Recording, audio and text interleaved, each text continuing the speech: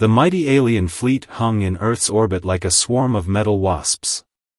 Their ships were smooth and black, stretching for miles across the dark space. Commander Tom Rogers stood at the main window of humanity's last space station, his hands behind his back as he watched the enemy vessels. "Sir, they're broadcasting another message," said Jack, the young radio operator. His voice shook slightly, but he kept working at his station. Tom walked over to the communications desk. The aliens had arrived 3 days ago, demanding Earth's surrender. They called themselves the Star Empire, and they had conquered hundreds of worlds before reaching Earth. But humans weren't going to give up without a fight. "Play it," Tom ordered, his face hard and determined. The alien voice boomed through the station speakers.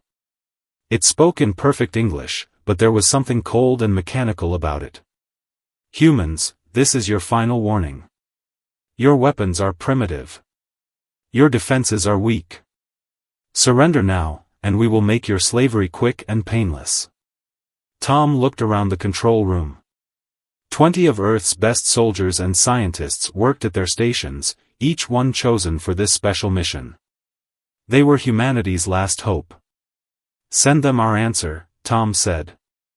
Jack pressed a few buttons, and Tom's pre-recorded message played. "This is Earth's response. We will never surrender." The alien ships started moving. Their black hulls reflected the sun's light as they spread out into attack formation. But Tom smiled. The aliens didn't know about humanity's secret weapon. Deep under the Pacific Ocean, in a hidden base, Earth scientists had been working on Project Thunder for the past 10 years.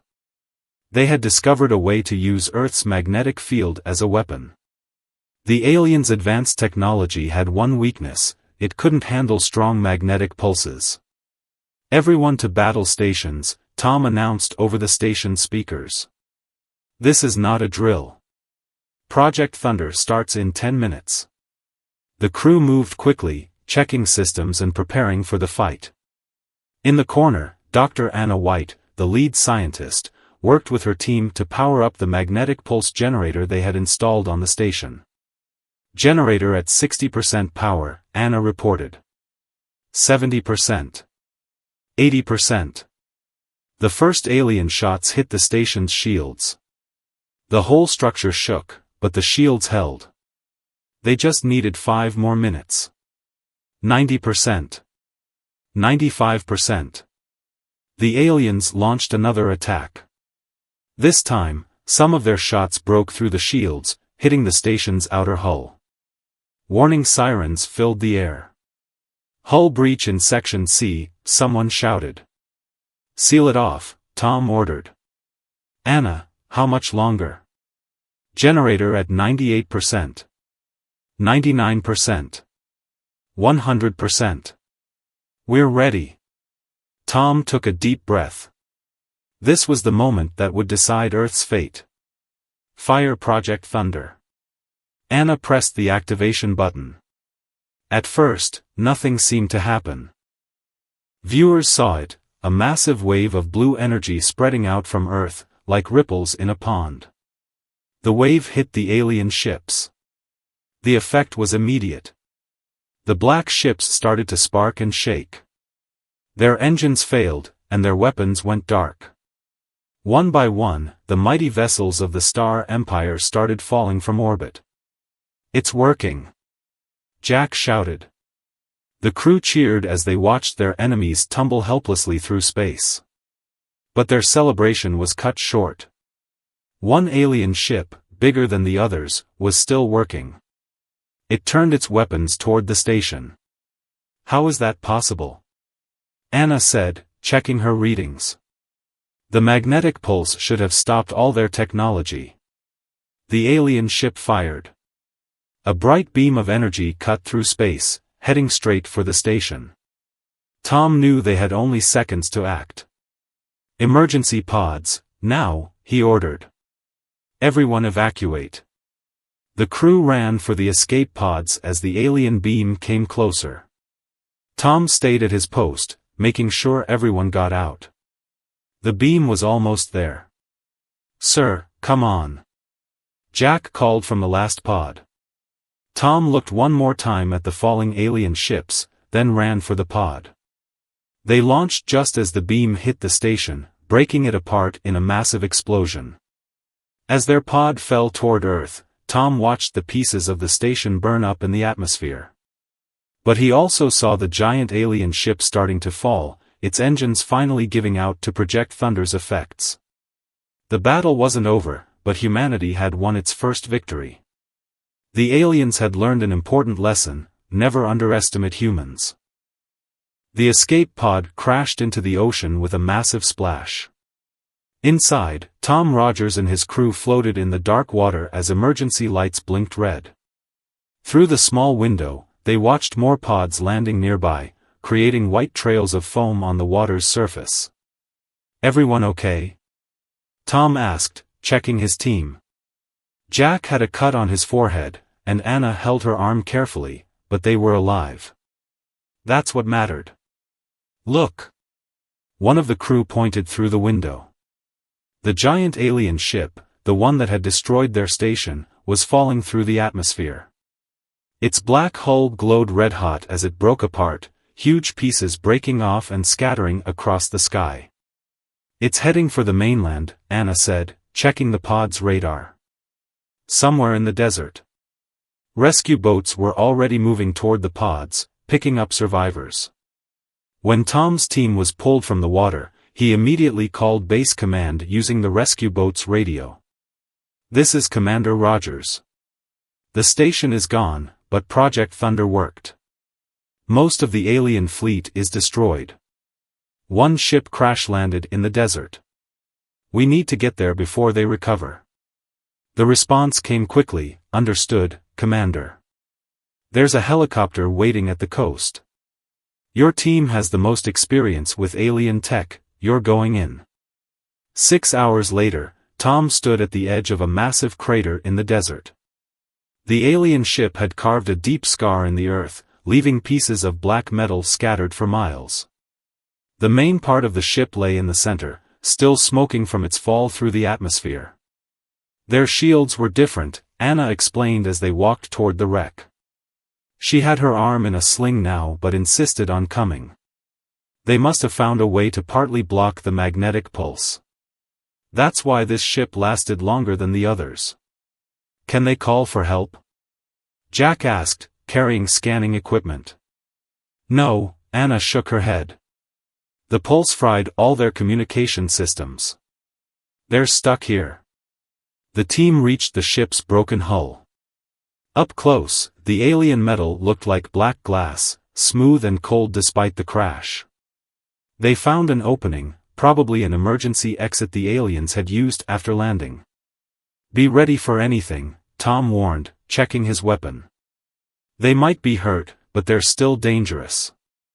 Inside the ship, emergency lights cast everything in a dim purple glow. The team moved carefully through twisted corridors, stepping over fallen pieces of machinery. They heard noises ahead, clicking sounds and strange voices. They found the aliens in what looked like the ship's control room. 5 tall figures turned to face them, their armor damaged but still working. The aliens looked almost human-shaped, but their skin was pale blue, and they had 4 arms each. The tallest alien stepped forward.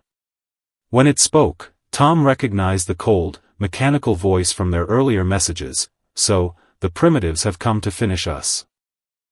"We're not here to fight," Tom said, keeping his weapon ready but not pointing it. "Your fleet is destroyed. Earth is defended. But we can help you survive here if you surrender." The alien leader made a sound like harsh laughter. "You think this is over? Our empire spans galaxies. This defeat means nothing. More ships will come." "Maybe," Tom agreed. "But now we know your weakness. Every ship you send will face the same weapon. How many can you afford to lose?" The aliens looked at each other, making clicking sounds in their own language. Tom noticed something: they were scared. These creatures had probably never lost a battle before. Earth had done what hundreds of other worlds couldn't. Finally, the alien leader spoke again. What are your terms? Simple, Tom said. You share your technology with us. Tell us everything about your empire, its size, its weapons, its plans. In return, you live in peace on Earth, under watch but not as prisoners. You would trust us after we tried to enslave your world? Trust has nothing to do with it, Tom answered. You've seen what humans can do. Push us, and we push back harder. But work with us, help us prepare for what's coming, and maybe both our species can benefit. More clicking sounds as the aliens discussed. Tom's team waited, weapons ready. Finally, the alien leader stepped forward and held out one of its 4 hands. We accept your terms, human. But know this, when the Empire comes, they will bring weapons that can resist your magnetic pulse. They will not underestimate Earth again. Tom shook the alien's hand, feeling the cold, smooth skin. That's what they said about Project Thunder, too. But humans are good at surprising our enemies. Remember that. As they led the aliens out of the ship, Jack moved close to Tom and whispered, Do you think we can trust them? Tom watched the aliens walking ahead of them, their proud heads now bowed in defeat. No, he said quietly. But we can learn from them. And when their empire comes back, Earth will be ready. The sun was setting as they left the crashed ship, painting the desert sky in shades of red and gold. Behind them, the alien vessel lay broken and dark, a monument to humanity's first victory against the stars. But Tom knew this was just the beginning. The real war was still to come. 3 months after the crash, Earth had changed. The captured alien ship became a research base, hidden under a massive desert tent.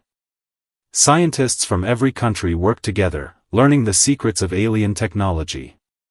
The 5 survivors of the Star Empire watched it all, helping when ordered but keeping many secrets to themselves. Tom stood in the new command center, built deep underground. Screens showed the construction of defense stations around the planet, each one equipped with improved magnetic pulse weapons. But his attention was on the newest radar images.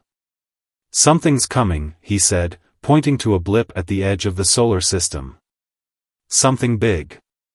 Anna looked up from her workstation, where she had been studying alien engine designs. How long do we have? At their current speed, 2 weeks. Tom turned to Jack, who now led the early warning system. Are the new satellites working? Yes, sir. The alien tech helped us build better sensors. Whatever's out there, it's 3 times bigger than the first fleet. Tom walked to the holding area where they kept the alien survivors. The leader, who they now called Blue, sat in a comfortable room filled with screens and books. The alien had developed a strange fascination with human history. You knew they were coming, Tom said as he entered. Blue looked up from a book about ancient Rome. Of course. The Empire never accepts defeat. But you've survived longer than I expected. How many ships? Enough to darken your skies, Blue said. And they'll have countermeasures for your magnetic weapon. The Empire learns from its mistakes. So do we. Tom showed Blue the designs for Earth's new defenses. Your technology helped us prepare. But we need to know what else they'll bring. Blue's 4 hands tightened on the book. Why should I help you more? I've already betrayed my people. Because you've lived among us now, Tom said. You've read our history. You know what humans do when backed into a corner. Help us, and maybe we can avoid more bloodshed. The alien was quiet for a long time, staring at the book. Finally, it spoke. They'll use the World Breaker. A weapon that can crack a planet's core. Your magnetic defenses won't stop it. Tom felt cold. How do we fight something like that? You can't. That's why the Empire uses it. One demonstration, and most worlds surrender. Blue looked at Tom with its strange, glowing eyes. But humans are different, aren't you? You'll find a way to fight even this. Tom left the holding area and called an emergency meeting. The world's leaders appeared on screens around the command center, listening as he explained about the world breaker. Can we evacuate? Someone asked. Where to? Another leader responded. We barely have ships that can reach Mars. Anna stood up. We might have another option. The alien engine designs, they use something called void energy. If we can reverse it, create a void shield. It's never been done, Jack said. Humans have done a lot of things that had never been done, Tom reminded them. How long to build it? Anna checked her calculations. With everyone working together, maybe 10 days. But we'll need something big enough to power it. The alien ship's engine core, Tom said. Blue told me it's still working. We can use that. The next 10 days were a blur of activity. The whole world worked together, following Anna's designs. They built a massive ring of void energy projectors around the Earth, connecting them to the alien engine core. Regular people helped too, providing materials and labor. Everyone knew what was coming. On the 10th day, the enemy fleet appeared in orbit. The ships were bigger, darker, and covered in strange devices that would block magnetic pulses. In the center of the fleet was a massive weapon, pointing at Earth. The same cold voice from 3 months ago broadcast to every radio and TV on the planet, humans. You have defied the Empire. Now you will see the price of rebellion.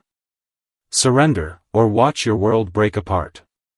Tom looked at his team in the command center. They were tired, scared, but determined. He pressed the broadcast button. This is Earth's response, come and try. The world breaker fired. A beam of terrible energy shot toward the planet. But when it hit the void shield, something strange happened. The energy didn't break through, it bounced back. The alien fleet tried to move, but it was too late. Their own weapons' energy hit them, amplified by the void shield. Ships began to explode, turning space into a field of fire. In the command center, Blue watched the screens with all 4 hands pressed against the glass. Impossible, it whispered. You turned their greatest weapon against them. Not impossible, Tom said. Just human. The remaining alien ships fled, leaving their destroyed worldbreaker behind. Earth had won again, but Tom knew the war wasn't over. The Empire would be back, with new weapons and new tactics. But now they knew something important: humans weren't just another species to conquer. They were the Empire's worst nightmare, people who never gave up, who turned defeat into victory, who could take any weapon used against them and make it their own. Blue looked at Tom. The Empire will never stop coming. Good, Tom said. Because we'll never stop fighting back. 6 months passed since the World Breaker attack. Earth changed faster than ever before. The alien technology gave humans new powers, ships that could cross the solar system in days, weapons that could fight the Empire's best warriors, and shields that could stop their strongest attacks. But the biggest change was in space. Earth built its first real space fleet, using designs learned from the crashed alien ship. 50 warships, each one carrying both magnetic pulse weapons and void shields. They weren't as big as the Empire's ships, but they were faster and smarter. Tom stood on the bridge of humanity's first flagship, the Thunder Child. Through the main window, he watched Earth getting smaller as they moved toward Mars. Fleet is in position, Jack reported from his new station. He was now Fleet Communications Officer, coordinating between all 50 ships. Anna's voice came through the radio. She commanded her own science vessel, the Discovery. The new jump drive is ready. We can reach the Empire's closest base in 3 days. Are we really doing this? Jack asked quietly. Taking the fight to them? Tom nodded. Blue says they're gathering an even bigger fleet. This time, we strike first. Speaking of Blue, the alien stood nearby, watching Earth disappear behind them. After helping humans build their fleet, Blue had asked to join the mission. The Empire won't expect this, it said. No species has ever dared attack them before. Time to jump, Anna announced. Tom gave the order, all ships, prepare for faster-than-light travel. The fleet vanished in 50 flashes of light, leaving Earth's solar system for the first time in human history. They reappeared near a red dwarf star, where the Empire had built a massive space station. They've spotted us, Jack said. Enemy ships launching.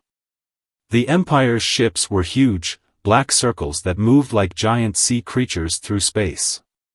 But there were only 10 of them, they hadn't expected an attack here. Deploy the new weapon, Tom ordered. Anna's ship, Discovery, moved forward. They had found something interesting in the alien engine designs, a way to create artificial wormholes. Small ones, but big enough for their plan. The enemy ships fired their weapons. But instead of hitting the human fleet, their shots disappeared into tiny holes in space, reappearing behind their own ships. The Empire's vessels started exploding, destroyed by their own weapons. Station is powering up weapons, Jack warned. Now for Phase 2, Tom said. Blue, you're sure about this? The alien touched some controls with its 4 hands. The station's design is old. I know its weakness. Thunderchild moved closer to the station, dodging defense fire.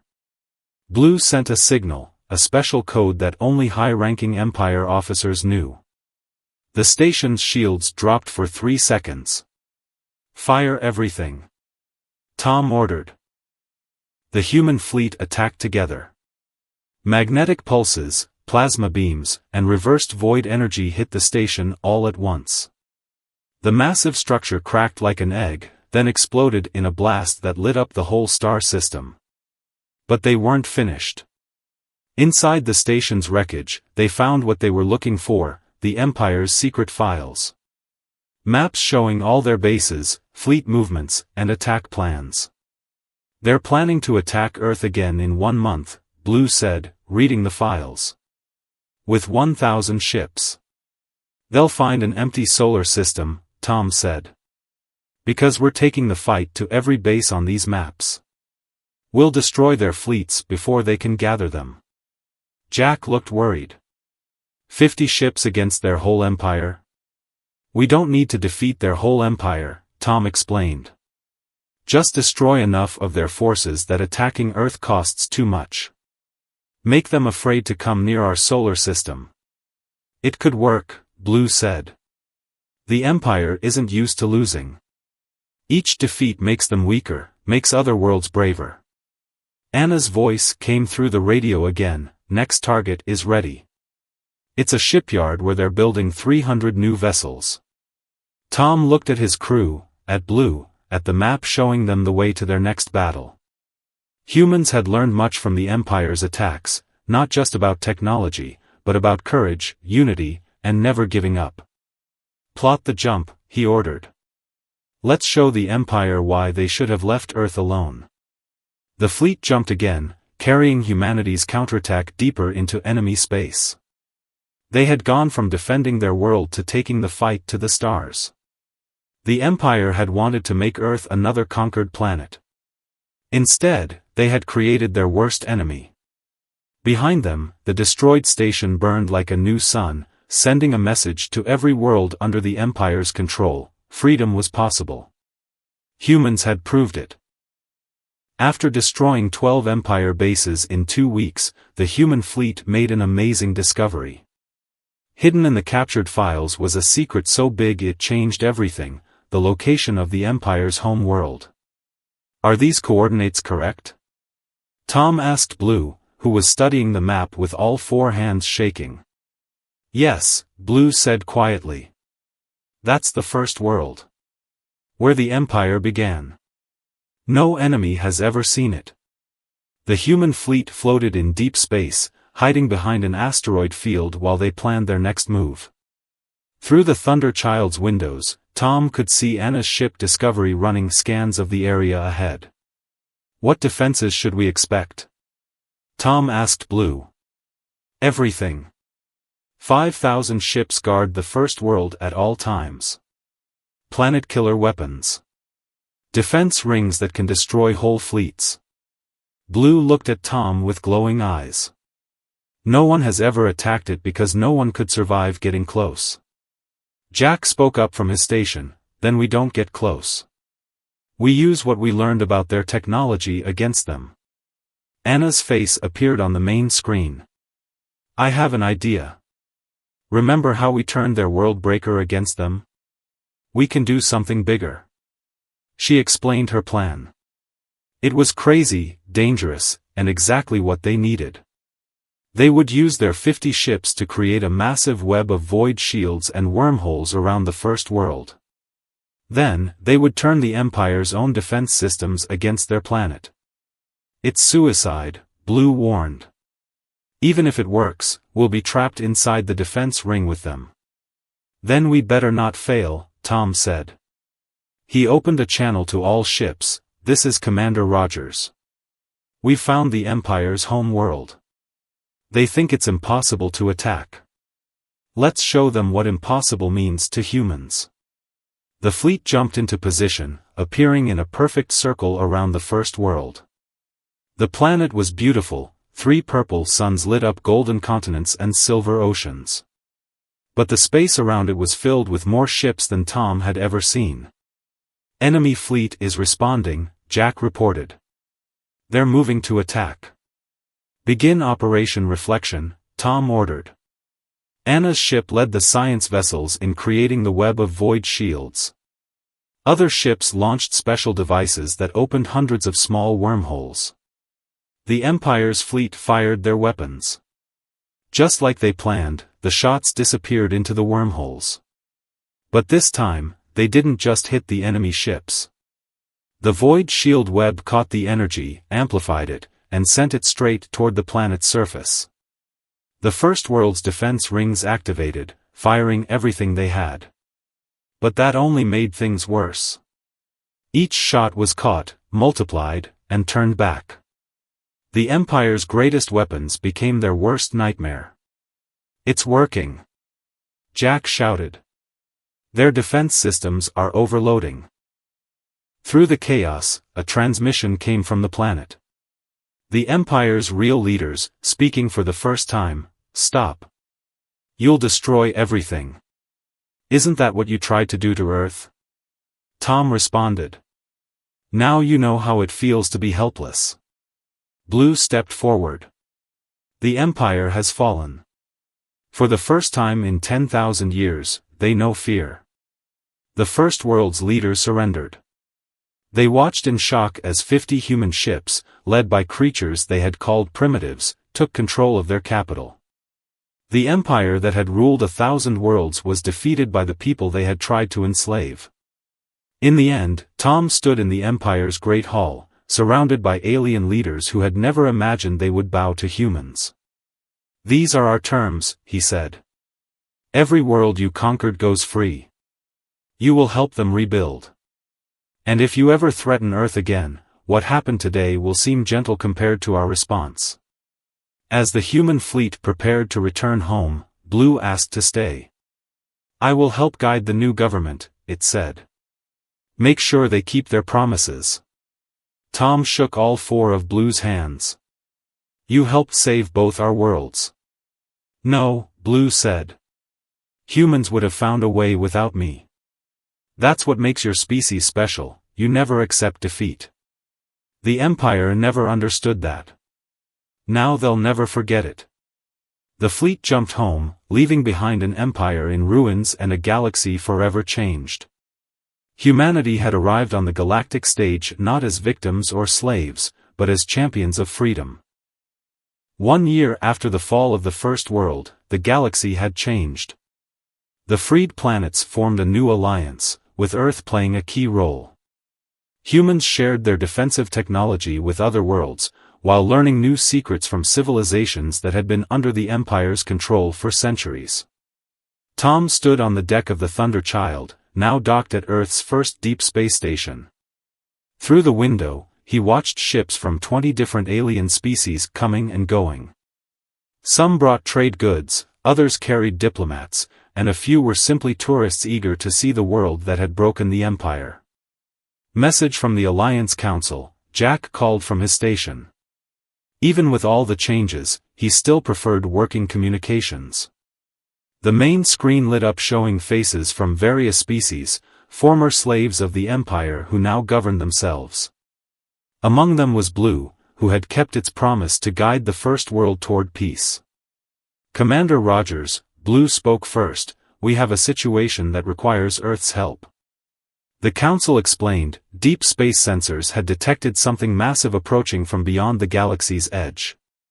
Not ships or weapons, but huge organic creatures, each one the size of a planet. The Ancient Ones, one Council member said. The Empire's oldest records speak of them. They come from the space between galaxies, consuming all life in their path. The Empire's founders built their war fleet to fight these beings. Anna's face appeared on a second screen. She was leading a research mission near the galaxy's edge. The readings are off the charts. These things make the Empire's world breaker look like a toy. They'll be here in 6 months. The Empire kept them away for 10,000 years, Blue said. But now our forces are scattered, our world's rebuilding. We need humanity's help again. Tom looked at the sensor data. The creatures were like nothing they'd ever seen, part living thing, part living ship, powered by energies their sensors could barely detect. Send everything you have about these Ancient Ones, Tom said. Earth scientists will find a way to stop them. The next months were busy. Earth led the Alliance in building new defenses. They combined human ingenuity with technology from 100 worlds. Anna's team made breakthrough after breakthrough, learning how the Ancient Ones' bodies worked. They're not just big, she explained during a war council. They're connected to each other through some kind of biological quantum network. That's how they coordinate their attacks. Could we use that against them? Tom asked. Anna smiled. We already have a plan. Remember how we used the Empire's weapons against them? We can do the same thing here, but with biology instead of energy. The plan was bold. They would infect one Ancient One with a special virus, not to kill it, but to change its quantum connection. When it linked with the others, the virus would spread, altering their course. Instead of seeing our galaxy as food, Anna said, they'll see it as poison. They'll avoid us forever. Will it work? Blue asked through the video link. We'll find out soon, Tom said. They're almost here. The Alliance fleet gathered at the galaxy's edge, 10,000 ships from 100 free worlds. The Thunder Child led them, carrying the delivery system for Anna's virus. As they waited, the first Ancient One appeared. It was beautiful and terrifying. Like a living mountain floating in space, with crystals growing from its surface and energy patterns flowing through its transparent skin. More appeared behind it, forming a line that stretched forever. All ships hold position, Tom ordered. Let them get closer. The Ancient Ones moved forward, their massive bodies distorting space itself. When the first one was in range, Tom gave the signal. The Thunder Child fired Anna's weapon, a small pod that embedded itself in the creature's crystalline skin. For a moment, nothing happened. Then the Ancient One's energy patterns changed color, spreading new patterns to its neighbors. The change moved through their whole fleet like falling dominoes. The massive creatures stopped. Their energy patterns pulsed with new colors. Then, slowly, they turned away from the galaxy, heading back into the darkness between the stars. It worked. Anna shouted. The quantum virus is spreading through their whole network. They're receiving the new programming. The Alliance fleet cheered as the Ancient Ones retreated. They had faced the galaxy's oldest threat and won without firing a shot. Humanity had proven again that brains could beat brawn, that understanding your enemy was better than just fighting them.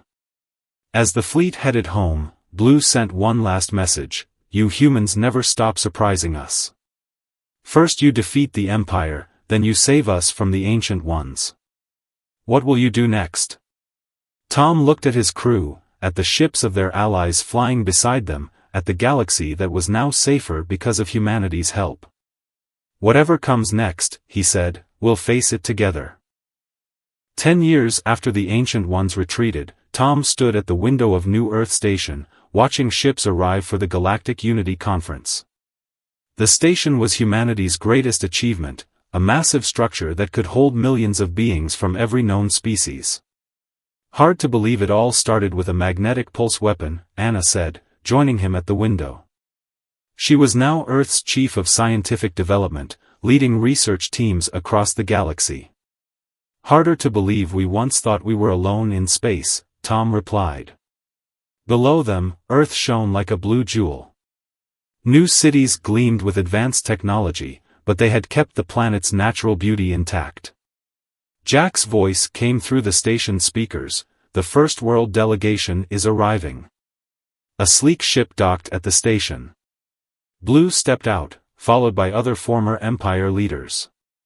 They had changed too, their once cold eyes now showed wisdom and humility. Welcome to the 10th Galactic Unity Conference, Tom greeted them. Every year, representatives from all known species met to share knowledge, solve problems, and ensure peace. Earth has changed everything, Blue said, its four hands gesturing at the busy station. When we first came here, we thought humans were primitives to be conquered. Now you lead the galaxy's greatest age of peace. They walked to the main conference hall. Thousands of beings filled the room, former enemies now working together. On stage, a young human scientist was showing representatives from 50 worlds a new technology that could restore dead planets to life. The Empire ruled through fear, Blue said. Humans lead through hope. You show us how to be better. Anna pointed to a group of alien children playing with human kids.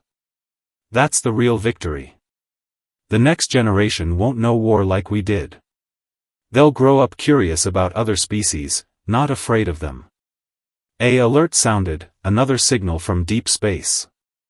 But this time, no one panicked. Humanity had built a network of peaceful contact stations throughout the galaxy. Any new species they found was welcomed with open arms and open minds. New contact coming in, Jack announced. Unknown species from the Andromeda Galaxy. They're requesting peaceful communication. Tom smiled. Send them our welcome message. Invite them to join the conference. The new aliens arrived, beautiful creatures made of living light. 10 years ago, such beings would have terrified the galaxy. Now, representatives from every world stepped forward to greet them. They say they've been watching us, Jack translated. They saw how we handled the Ancient Ones. How we turned enemies into friends. They want to learn from us. Later that night, after the conferences and meetings were done, Tom stood again at his favorite window. The station's lights reflected off Earth's oceans, and he could see the stars where their adventures had started. Thinking about retirement? Anna asked, joining him again. Actually, I was thinking about that first battle, Tom said. When the Empire came to conquer us. We could have just fought them, destroyed them like they wanted to destroy us. Instead, we showed them a better way. That's humanity's real strength, Blue added, walking up with all four arms carrying drinks for them. Not your weapons or technology. Your ability to turn enemies into allies. To face the unknown with courage and curiosity instead of fear. Through the window, they watched a ship leaving for deep space exploration. Humans and aliens worked together on board, seeking new worlds and new species to welcome into their peaceful galaxy. The Empire wanted to shake us to our core, Tom said. Instead, we shook the galaxy out of its old ways. Showed everyone a new path forward. To humanity, Blue raised one of its drinks. The species that turned an invasion into an invitation. Who proved that the best way to win a war is to make it unnecessary. They watched the exploration ship vanish into light speed, carrying their message of peace to the stars. Earth had changed the galaxy not through conquest or fear, but through courage, innovation, and the simple human belief that different species could work together for a better future. 10 years ago, aliens had come to conquer Earth. Now, Earth was the heart of a peaceful galaxy, leading through example and hope. It was humanity's greatest victory, one won not by destroying their enemies, but by showing them a better way to live.